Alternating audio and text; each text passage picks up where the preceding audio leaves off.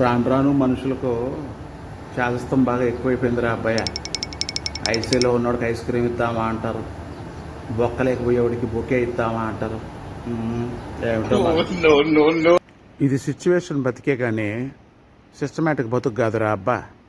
ఎందుకంటే రోడ్డు మీద మాట్లాడుతూ ఎవడన్నా చెప్పు చూపించాడనుకో గొడవ పడతాం. అదే చెప్పుల షాప్లోకి వెళ్ళావనుకో మంచి చెప్పు చూపించవని నువ్వే భంగపడతావు. అవునా కాదా?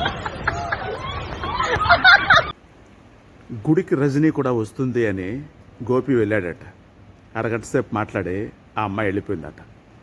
గోపి వెనుదిరిగి వస్తూ ఉంటే బాధగా పూజారి కనిపించాడు. ఏమైంది పూజారి అంటే, గంట పోయింది బాబు అని బాధపడ్డాడంట. రజనీ అరగంటకే పోయింది, నేనెవరికి చెప్పుకోవాలన్నా. ఆకాశంలో వాణి వార్తలు చదువుతున్నది మనూరు అబ్బాయే. భాగ్యనగరంలో భారీ వర్షాలు, తడిసి ముద్దైన బుద్ధ విగ్రహం, తారనాకుల్లో తాలి తిరగబడింది, బోరబడలో లారీ బోల్తా పడింది. ఎందుకు అనుకోకుండా ఈరోజు వర్షం కూడా పడింది.